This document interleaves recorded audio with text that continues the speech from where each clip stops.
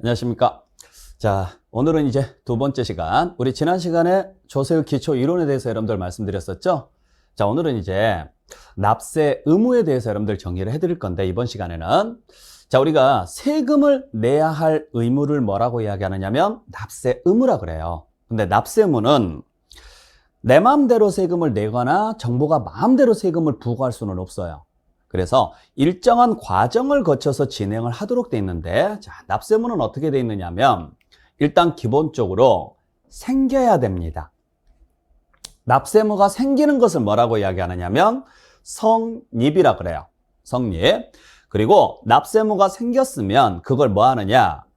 확실하게 정해야 돼요. 정하는 것을 뭐라고 하느냐면 확정이라고 하고요. 그리고 그걸 없애는 과정이 있습니다. 없애는 과정을 뭐라고 하느냐면 소멸이라고 합니다. 그래서 요 세 단계가 계속 이어지는 거죠. 그러니까 성립이 안 되는데 확정이 될 수는 없고, 확정이 안 되는데 소멸이 될 수는 없어요. 그래서 이 과정이 이대로 가는데, 자, 여러분들 간단하게 생각하시면 돼요. 어떻게 생각하시면 되느냐면, 배가 고파요. 배가 고프면 뭘 먹겠죠? 자, 그때 배가 고프다. 요게 뭐냐면 성립이에요. 자, 배가 고프니까 뭔가를 먹고 싶어요. 근데 배도 안 고픈데 먹고 싶다라는 생각이 들까요? 물론 그럴 수도 있어요. 배도 안 고픈데 먹고 싶을 수도 있겠죠? 근데 대부분은 기본적으로 보면 우리가 뭔가를 먹고 싶다라고 이야기했을 때는 뭔가 굉장히 맛있는 게 있거나, 내가 엄청 배가 불러요. 엄청 배가 부른데도 요거 안 먹으면 내 평생 후회할 것 같아요. 그러면은 먹겠지만, 일반적으로 봤을 때 아주 특별한 경우를 제외하고는, 자, 일반적으로 봤을 때 뭔가를 먹겠다라고 생각을 할 때는 배가 고프겠죠. 배가 고파야 뭔가를 먹고 싶겠죠. 그러면 배가 고프다가 뭐냐면 성립. 그래서 성립은 되게 추상적인 거예요. 나 배고파. 그러면 이제 그 다음은 어떻게 해요? 먹겠죠? 근데 중요한 건 뭐냐면 안 먹을 수도 있죠. 나 지금 엄청 배가 고픈데 저녁입니다. 저녁 9시가 넘었는데 너무 배가 고픈 거야. 근데 내일 대장 내시경이 있어요. 오늘 하루 종일 먹지 말아요. 9시 이후부터는 먹지 말아요. 그러면은 먹고 싶어도 못 먹을 수도 있죠.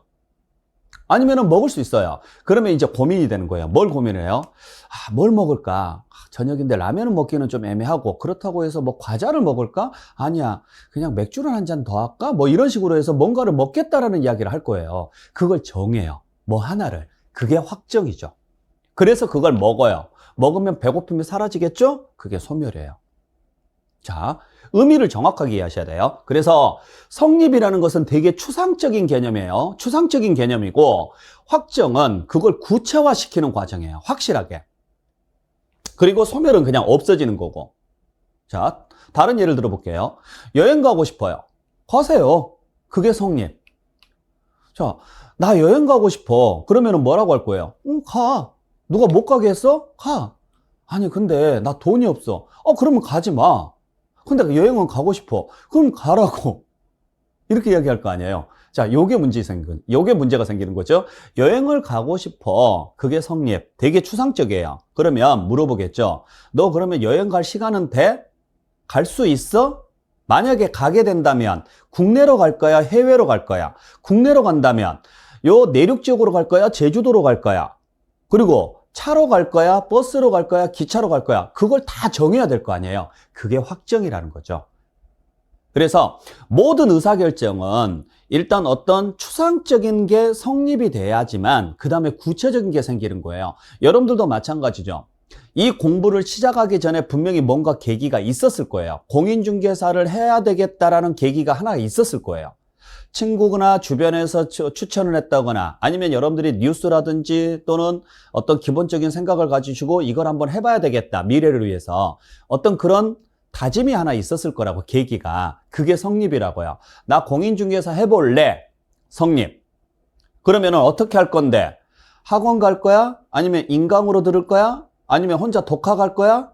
만약에 학원을 가거나 인강을 듣는다면 어디 걸 들을 거야? 메가랜드 거 들을 거야? 다른 데 들을 거야? 이런 것들을 선택을 하셨을 거라고요. 그게 확정이라고요. 그래서 확정이 됐으면은 그 과정을 따라가서, 커리큘럼을 따라가서 열심히 공부해서 나중에 합격을 하시면은 여러분들이 공인중개사에 대해서 공부가 끝나는 거죠. 아시겠죠? 세금도 마찬가지입니다. 자, 취득세를 내야 돼요. 취득세를 내야 되는데 그러면 취득세를 내려면 제일 먼저 뭐부터 해야 돼요? 그렇죠. 취득을 먼저 해야죠. 취득도 안 했는데 취득세가 나올 수가 없잖아요. 그래서 취득했다가 성립이에요. 나 이번에 아파트 하나 취득했어. 너 취득세 납세 의무 생겼네? 그러면 근데 얼마를 내야 될지 모르겠어.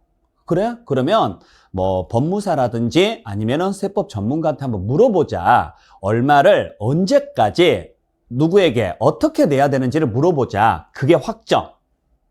그렇게 해서 금액도 나왔고 어떻게 내야 될지도 나왔다. 그래서 그걸 납부하면 소멸이 되는 거죠.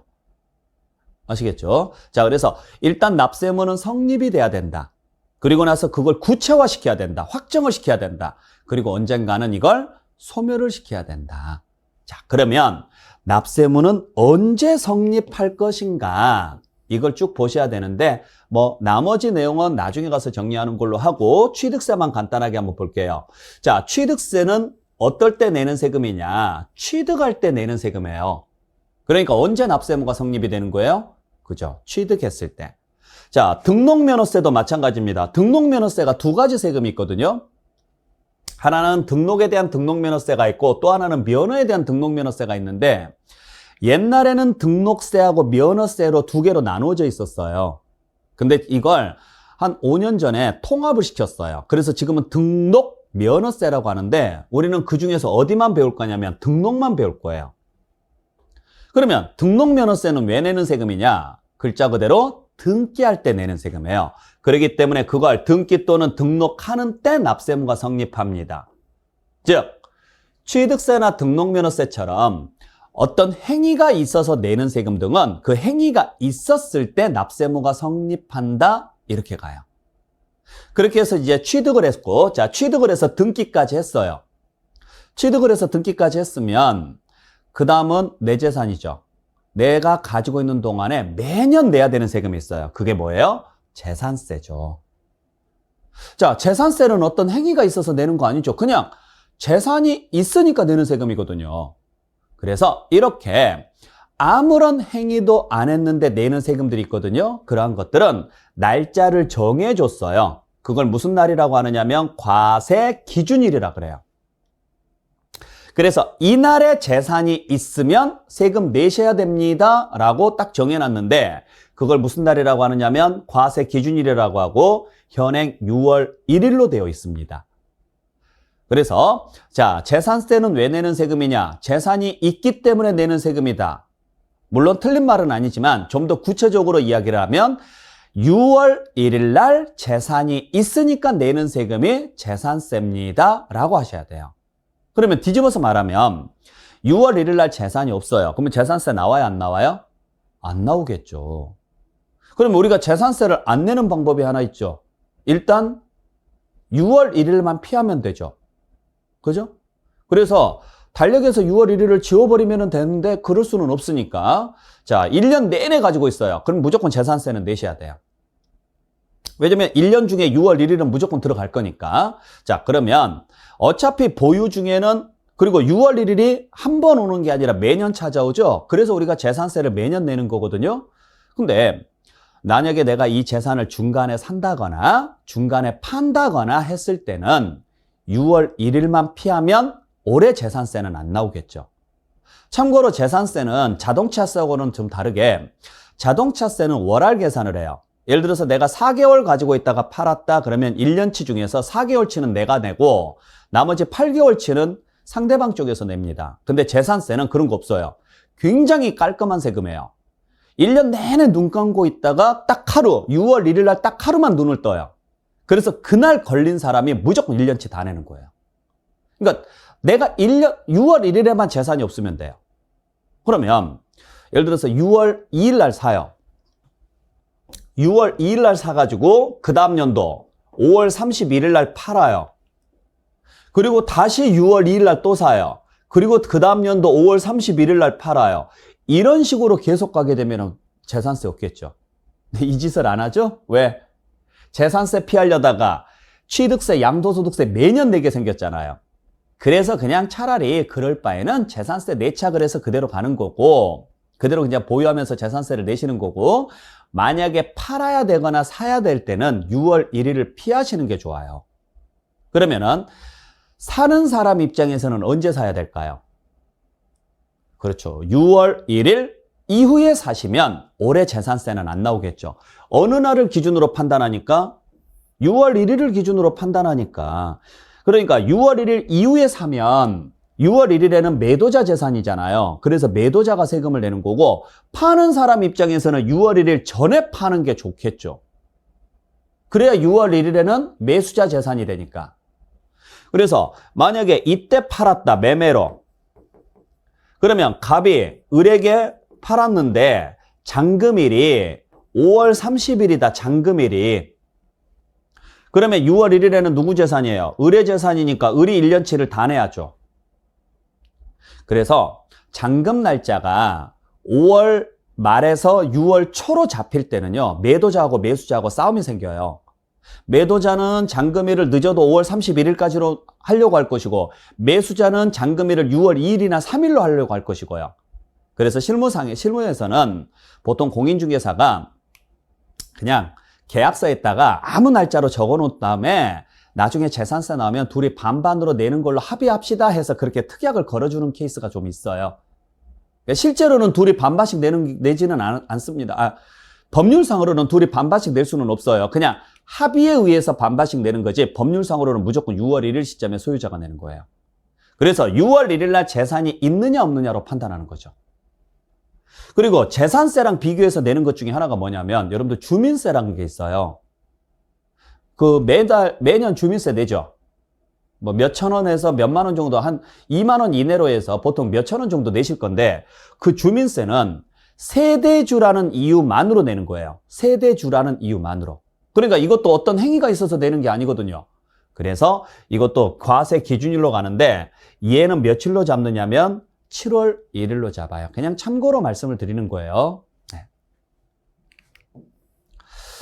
자, 그 다음에 그 외에 이제 나머지 것은 그냥 보시고, 자, 국세도 마찬가지입니다. 근데 국세에서, 자, 취득을 했으면은 취득세를 내요. 그리고 등기할 때 등록면허세를 내요. 그리고 가지고 있는 동안에 재산세를 낸단 말이에요.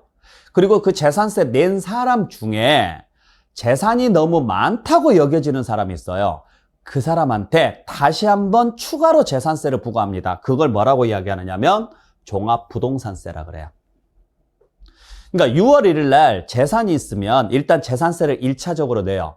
그리고 그 재산이 너무 많으면 한 번 더 내요. 그게 종합부동산세예요. 그래서 종합부동산세는 누가 내는 거냐면 재산세를 낸 사람 중에서 일부가 내는 거예요. 혹시라도 주변에서 나 재산세 안 나왔는데 이번에 종합부동산세는 나왔어, 그러면은 만나지 마세요. 그 사람 사기꾼이에요. 재산세가 안 나왔는데 종합부동산세가 나온다? 이건 있을 수 없는 일이에요. 아셨죠? 그래서 종합부동산세도 6월 1일 날 재산이 있어야 나온다. 그래서 6월 1일인 과세 기준일에 납세무가 성립한다. 이런 식으로 표현을 합니다.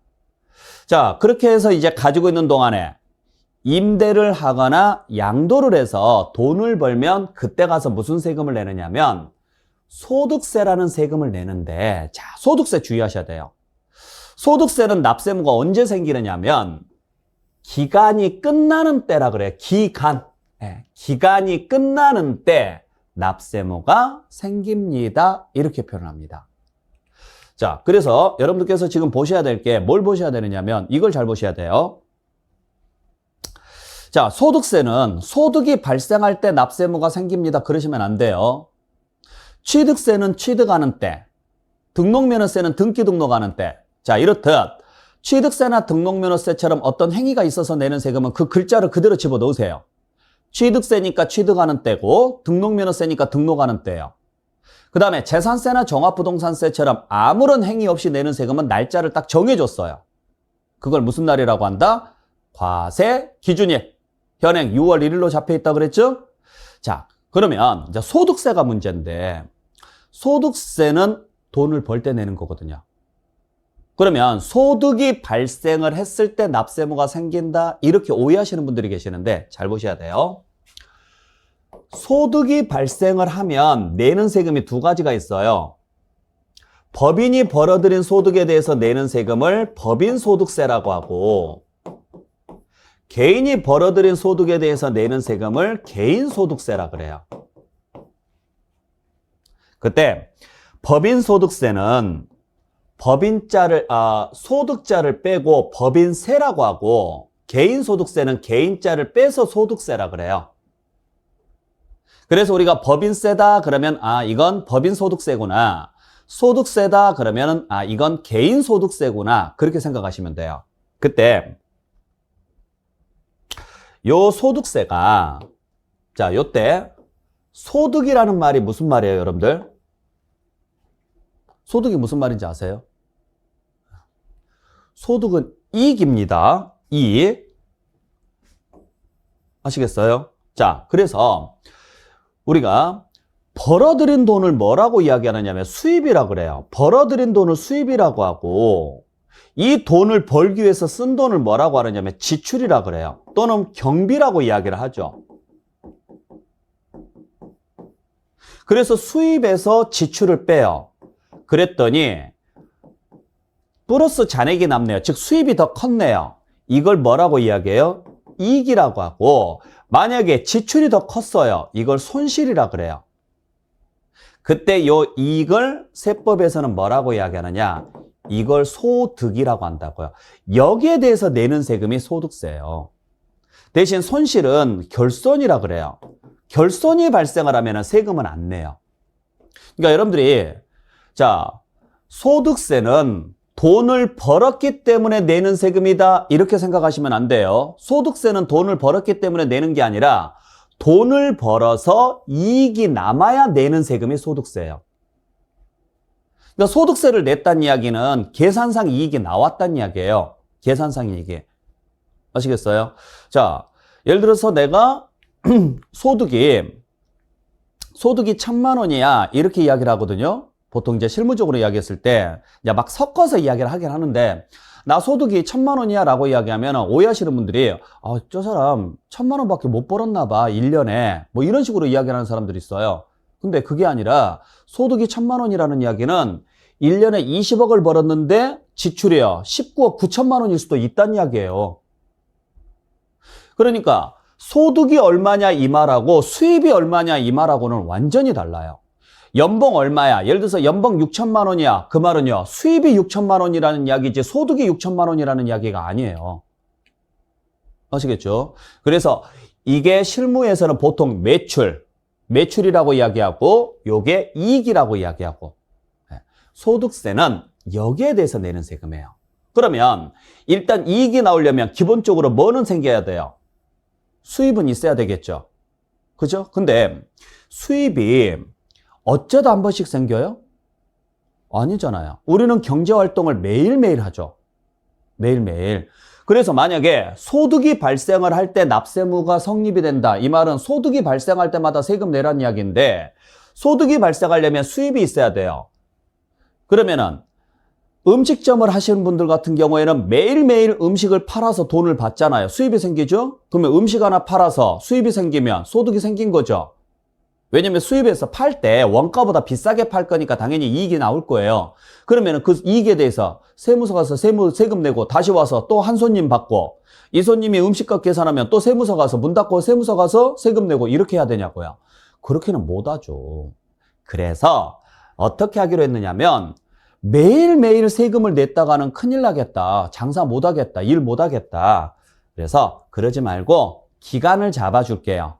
기간을 잡아줄 테니까 그 기간 동안 그냥 수입하고 지출을 한꺼번에 모아서 정산합시다. 그래서 그 기간을 무슨 기간이라고 하느냐면 과세가 되는 기간이다. 그래서 과세 기간이라고 하고, 요 기간 동안에 발생한 걸 한꺼번에 묶읍시다. 이 전체에서 발생하는 수입에서 이 전체에서 발생하는 지출을 빼서 계산합시다. 이렇게 가는 거예요. 그러면 이 기간이 뭐가 돼야 돼요? 끝나야죠. 끝나야 세금 계산이 가능하죠. 그래서 끝날 때 납세무가 성립한다. 이런 식으로 표현을 합니다. 잘 기억하셔야 돼요.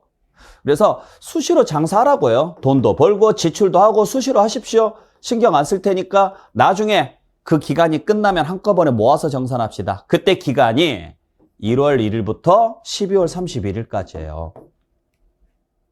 그래서 근로자들이 연말정산을 언제 하는 거예요? 다음 연도 1월 달에 하는 거예요. 왜? 올해 소득세 납세의무는 올해가 끝나야 생기니까. 그러니까 지금 내가 10억을 벌었어요. 그렇다고 해서 소득세 낼 의무가 있느냐? 없어요. 올해가 끝나야 납세 의무가 생겨요. 그래서 소득세는 1년이 끝나면 언제 내는 거냐? 다음 연도 5월 달에 내는 거죠. 기본적으로. 그래서 매년 5월 달이 소득세 신고 납부의 달이에요. 5월 달에. 그것도 언제 거? 전년도 거야. 아시겠죠? 잘 기억을 하셔야 돼요. 자, 그러면 왜 취득세는 기간별로 안 묶었느냐? 취득세는 수십 번, 수백 번 발생하는 사건이 아니잖아요. 어쩌다 한 번씩 발생하는 사건이죠. 1년에 한 건 있을까 말까예요. 물론 뭐 특별한 분들 같은 경우는 1년에 뭐 수십 건도 할 수도 있겠지만은 대부분 대한민국 국민을 평균으로 놓고 봤을 때 1년에 한 건 있을까 말까 한 행위가 취득입니다. 그래서 그냥 취득 같은 경우는 그때그때 사건이 발생하면 세금 내셔도 됩니다. 하지만 소득세는 그때그때 세금 냈다가는 일 못합니다. 못하니까 그냥 기간이 끝날 때 모아서 한꺼번에 정산하십시오. 이렇게 돼 있죠. 잘 기억하셔야 돼요. 그래서 보통 대부분의 사람들이 열심히 일을 해서 돈을 많이 벌잖아요. 어떨 때는 수입이 많을 때도 있고 어떨 때는 지출이 많을 때도 있는데 하다 보면 돈을 많이 벌 수도 있죠. 그러면은 세금이 많이 나올 걸 예상을 해서 중간에요. 지출을 많이 잡으려고 여러 가지 방법들을 노력을 해요. 그래서 사업자들 같은 경우에 보통 지출 잡을 때 많이 쓰는 방식 중에 하나가 외제차 같은 경우를 리스를 많이 하잖아요. 그러니까 사업자들은 차를 리스를 하게 되면 그 리스가 사업용으로 처리가 되기 때문에 그 리스로 나간 돈들이 다 비용 처리가 돼요. 물론 이제 한도가 있긴 있지만 그래서 외제차 같은 경우를 리스를 사용하시는 분들이 대부분 사업을 하시는 분들이에요. 그게 비용 터는 거니까. 아니 어차피 세금으로 나갈 돈 나를 위해서 조금 더 쓰는 게 더 낫지 않겠느냐 이런 식인 거죠. 그래서 항상 여러분들이 나중에 합격을 하고 중개업을 한다고 했을 때도 마찬가지예요. 중개업자가 필요 경비가 거의 없어요. 지출이. 처음에 사무실 오픈할 때만 경비가 들어가지 그 다음부터는 직원들 급여나 뭐 임차료 이거 외에는 없거든요. 근데 수입이 너무 들쑥날쑥해요. 어떨 때는 수입이 너무 많을 때가 있어요.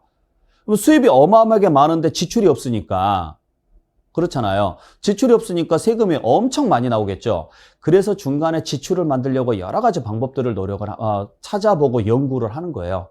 물론 이제 이러한 부분들은 여러분들 실무 나가서 배우셔야 돼요.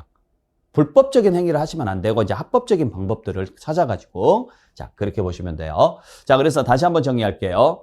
취득세는 언제 납세의무가 성립하느냐? 취득하는 때. 등록면허세는 등기 등록하는 때. 재산세나 종합부동산세는 과세 기준일인 6월 1일 이렇게 보시면 되죠. 그 다음에 소득세는 과세 기간이 끝나는 때. 이때 과세 기간은 1월 1일부터 12월 31일까지예요. 자, 그러면 이제 간단하게 정의를 좀 해볼 건데 잘 보세요.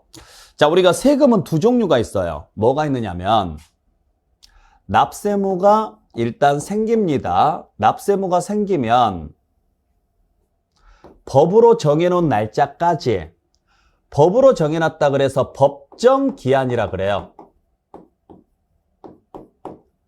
요 법으로 정해놓은 날짜까지 납세무자가 신고를 하고 납부까지 해야 되는 세금이 있고 또 하나는 납세무가 성립이 되면 납세무가 생기면 우리가 할 건 아무것도 없어요. 그냥 가만히 있으면 돼요.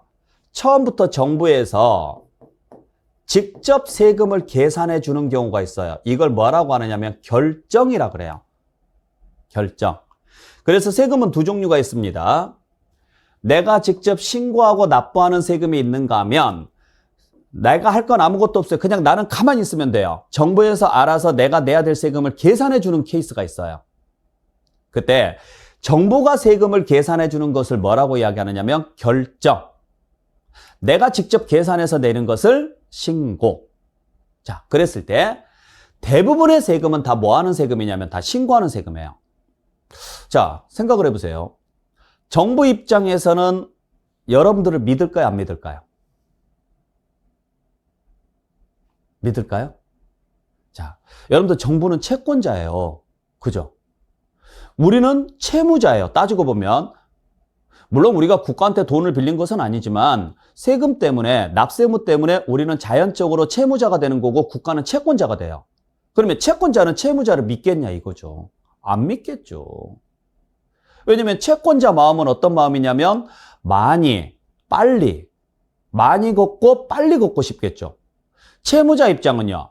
적게 내고 늦게 내고 싶겠죠. 그러니까 채권자 입장에서는 항상 채무자를 의심하는 눈초리로 볼 수밖에 없어요. 그러면 채권자, 네가 내야 될 세금을 알아서 계산해서 내라고 이야기를 할까요? 안 하겠죠. 너 가만히 있어. 내가 너 다 조사해서 얼마를 받아낼지 내가 계산할게, 정부가. 이렇게 하겠죠. 근데 그렇게 안 해요. 어떻게 하느냐? 납세자한테 그냥 하라고 해요. 왜 하라고 하느냐면 귀찮아서 그래요. 귀찮아서. 그러니까 납세자가 무슨 짓을 했는지 모른단 말이에요. 근데 그걸 알려고 하면 너무 귀찮은 거예요. 제가 어제 무슨 짓을 하고 돌아다녔을까요? 여러분들 제가 어제 무슨 짓을 하고 돌아다녔는지 아시겠어요? 모르시죠? 그거하고 똑같아요. 그러면 제가 여러분들한테 이야기를 하지 않는 이상은 제가 어제 어디서 무슨 짓을 했는지 알 수가 없죠? 국가도 마찬가지예요. 국가도 여러분들이 어디 가서 뭘 했는지 알 수가 없어요. 물론 대략적으로는 알 수는 있겠죠. 대략적으로는. 그러기 위해서 장부도 만들고 뭐 여러 가지 등기도 만들고 등등등을 만들어 놨으니까 카드 제도도 만들어 놓고. 근데 정확히 무슨 짓을 했는지는 몰라요. 근데 그걸 알려고 하면 알 수 있어요, 없어요? 있죠. 잡아다가 고문하고 뭐 족치고 이러면은 다 이야기할 거예요. 그렇잖아요. 안 죽으려면 이야기를 하겠죠. 근데 그렇게 하기 싫다 이거예요. 그러면 서로 불편하니까. 여러분들도 예를 들어서 여러분들 자녀분이 평소에는 6시면은, 저녁 6시면은 집에 와요. 학교 끝나고 집에 온다고 쳐요. 그러면은 예를 들어서 한 6시 10분에나 집에 들어왔어요. 그러면 야, 너 어디 갔다 왔어? 라고 물어봐요? 안 물어보죠. 왜? 평소에 원래 이 시간에 들어오는 거니까. 그러면 뭐 당연히 학교 갔다 왔겠지라고 생각을 하겠죠. 근데 6시가 됐는데도 불구하고 안 들어와요. 뭐 그런가 보다 해요. 근데 7시가 됐는데도 안 들어와요. 8시가 됐는데도 안 들어와요. 그러면은 이제 걱정이 되죠. 그래서 전화를 했는데 전화도 안 받아요. 그리고 9시 됐는데 안 들어오고 그러면 이제 불안하죠. 10시가 됐는데 들어와요. 그러면 그러죠. 야, 너 어디서 뭐 하고 왔어? 라고 물어보겠죠. 왜? 평소에 안 하던 짓을 했거든요. 그래서 자녀가요. 어때요? 저 독서실에서 공부하다가 왔어요. 근데 뭐 핸드폰이 꺼져 있어서 저 못 봤어요. 라고 이야기해요. 그러면 진짜 얘가 독서실에서 공부하다 왔을까요? 모르겠죠. 모르겠죠? 근데 믿어요, 안 믿어요? 믿어요. 왜 믿냐면 만약에 안 믿는다고 쳐요. 자, 안 믿는다고 치면 야, 너 어디 독서실이야? 가자. 그래서 데리고 가서 그 독서실 총무한테 혹시 이 학생 여기 와서 공부를 했는지 자, CCTV 다 돌려보고 이런 거 다 해보고 주변에 다 탐문조사 해보고 그러면 알 수는 있겠죠. 근데 그걸 하는 순간 서로의 신뢰가 깨지고 믿음이 깨지고 싸움밖에 안 나죠. 그러니까 그냥 어때요? 확실하게 증거를 잡기 전까지는 그래, 고생했다. 아유, 네가 이렇게까지 공부를 하는 줄 몰랐어. 그래도 연락은 좀 해주지. 라고 이야기를 하고 좋게 끝난다고요. 정부도 지금 그러고 싶은 거예요. 그러니까 여러분들이 어디 가서 뭘 했는지는 모르는데 알려고 여러분들을 협박하고 그러기는 귀찮으니까 알아서 적어주세요 라는 이야기예요. 어떤 것들이냐? 여러분들이 뭘 했는지 모르는 것들, 즉 어떤 행위를 했을 때 내는 세금들. 취득세라든지 등록면허세라든지 소득세라든지 이러한 것들이죠.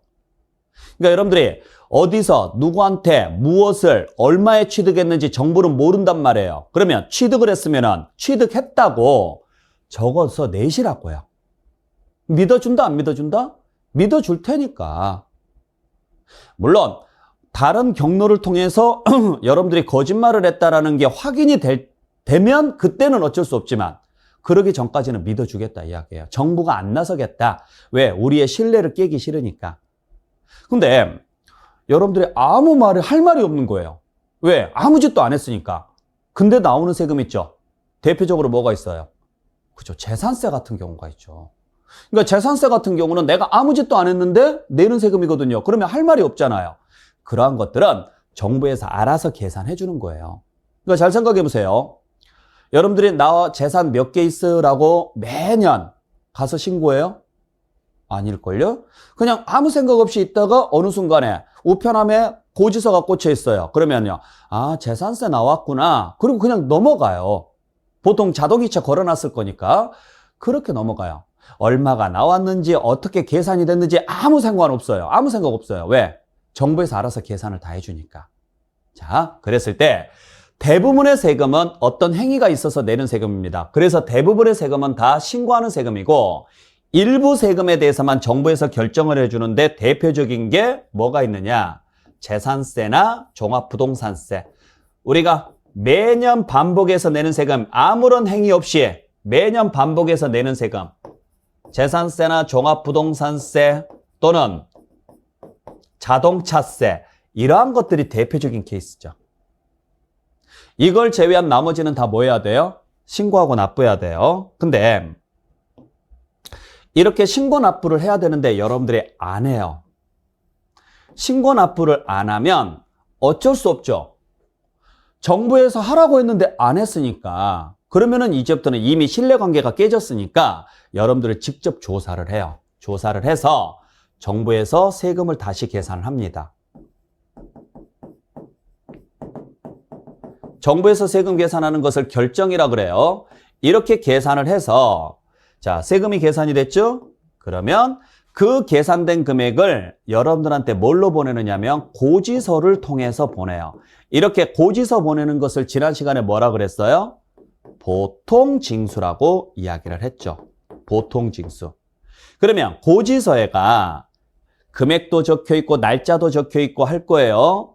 그 날짜를 납기라고 하는데, 납부기한이라고 하는데, 이때까지 세금을 내면 되는데 안 내면 다시 뭘 보내느냐? 다시 고지서 등을 계속 보내고, 그래도 안 내면 독촉장이나 최고장을 보내요. 독촉장이나 최고장을.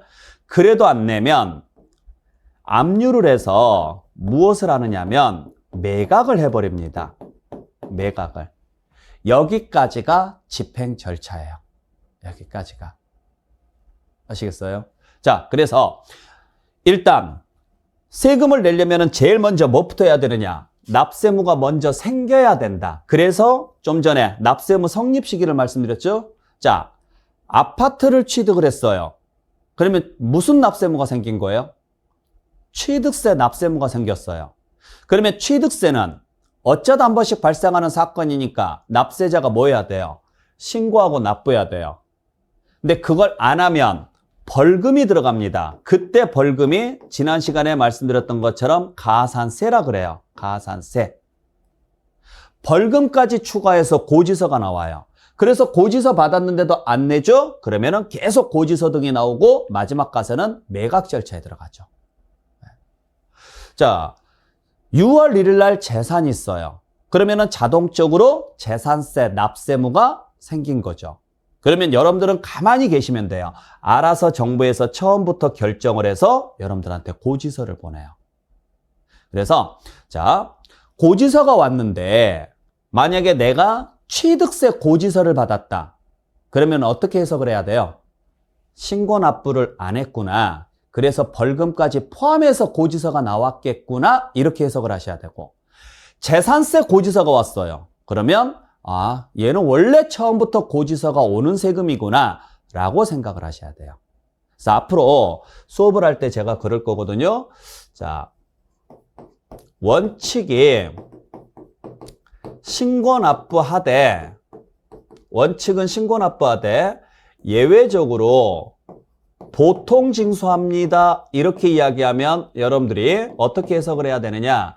아, 원래는 신고납부를 하는데 신고납부를 안 하면 고지서 보내서 징수를 하겠구나 이렇게 생각을 하셔야 되고, 자, 원칙이 보통징수입니다. 이렇게 이야기를 하면 아, 처음부터 고지서 보내서 징수하는 세금이구나 라고 생각을 하시면 돼요. 아시겠어요? 네. 자, 그래서 요 내용을 기준으로 해서 자, 우리가 추가적으로 더 조금 한번 보죠. 보시면 자, 납세무가 성립이 됐으니까 이제 납세무를 뭐 해야 되느냐? 확정을 시켜야 되는데 확정시키는 방식은 두 가지 방식이 있어요. 하나는 여러분들이 직접 신고하는 경우가 있고 또 하나는 정부가 결정해 주는 경우가 있고 여러분들이 직접 계산하는 경우 대부분의 세금은 여러분들이 직접 계산을 해서 내셔야 되고 일부 세금에 대해서만 정부가 직접 계산을 해주는 경우가 있더라. 네. 아까 설명드렸던데요. 근데 이렇게 신고를 해야 되는데 만약에 안 했다. 그러면은 벌금이 나올 것이다. 그 벌금을 무슨 세금이라고 한다? 가산세라고 한다. 네. 가산세. 그래서 의무, 여기서 의무라는 것은 무슨 의무를 말하느냐면 신고하고 납부할 의무를 말해요. 근데 그 의무를 이행하지 않았다면 세금에 추가해서 걷는다. 그래서 얘를 무슨 세금이라고 하느냐면 가산세라 그래요. 아셨죠? 그 정도만 여러분들께서 보시면 돼요. 나머지 건 모르셔도 되고. 자, 그렇게 해서 세금이 계산이 됐어요. 그러면 이제 뭐 하셔야 돼요? 세금 내면 되죠? 그래서 세금을 뭐 했느냐? 납부를 했어요. 납부를 했으면 납세무는 사라지는 거죠. 근데 세금을 안 내고 끝까지 버텨요. 끝까지 버티면은 아까 어떻게 되느냐 하면 끝까지 버티면은 매각 절차에 들어가죠. 그러면 매각 절차에 들어가면 어떻게 하느냐면 해당 세무서나 지자체가 여러분들 재산을 팔아요. 그래서 나온 돈에서 세금을 채웁니다. 그걸 뭐라고 하느냐면 충당이라 그래요. 그러니까 여러분들이 세금을 내든 안 내고 버티다가 여러분들 재산이 매각이 돼서 매각된 돈에서 채워지든 어쨌든 간에 세금은 냈죠. 그러면 납세무는 사라져요. 근데 세금을 안 내고도 납세무가 사라지는 경우가 있어요. 나중에 이제 민법에서 배우시면 아시겠지만은 무효 사유에 해당하는 취소라는 게 있어요. 또는 제척 기간이 끝나거나 소멸시효가 완성되는 경우가 있는데 요거 나중에 여러분들이 조금 더 공부를 하셔야 알 수 있는 내용이니까 그냥 이런 글자가 있다라는 정도로만 여러분들 좀 봐주시길 부탁드릴게요. 자, 그래서 여기까지가 여러분들께서 보셔야 될 내용입니다. 요 나머지 내용은 딱히 보지 마세요. 굉장히 어려워요. 내용 자체가 어려우니까 이건 보지 마시고 그냥 그런 게 있는가 보다 하시길 바랍니다. 자, 그래서 오늘은 여러분들한테 뭘 설명을 드렸었느냐면 납세무가 성립이 되고 확정이 되고 소멸하는 과정. 그래서 자, 취득세는 취득하는 때 납세무가 성립이 되고 자, 취득세는 취득하는 때 납세무가 성립이 되고 법으로 정해놓은 날짜까지 납세자가 신고 납부를 하되 이를 이행하지 않으면 가산세까지 포함을 해서 정부에서 결정해서 고지서를 보낼 것이고 고지서상 납부기한까지 납부하지 않으면 다시 고지서나 독촉장이나 최고장이나 압류를 한 다음에 그래도 안 내면 매각 절차에 들어간다. 재산세는 과세 기준일인 6월 1일 날 납세무가 성립이 되고 6월 1일 날 재산이 있으면 재산세 납세무가 생기고 처음부터 정부에서 결정을 해서 고지서 보낼 것이고 그 고지서상 납부기한까지 안 내면 징수 절차에 들어간다. 요렇게 걷어들이는 것을 무슨 절차라고 하느냐면 징수 절차라 그래요. 징수 절차. 네. 그러니까 요 흐름을 여러분들이 조금 이해를 해 주시는 게 좋아요. 모든 세금은 이 흐름에 따라서 진행이 되니까요. 아시겠죠? 자, 그래서 오늘 여기까지 해서 여러분들 납세무 성립, 확정, 소멸까지 간략하게 정리를 해드렸고 자, 다음 시간에는 여러분들 취득세 부분으로 찾아뵙도록 할게요. 아시겠죠? 자, 여러분들 다음 시간에 뵙도록 하겠습니다.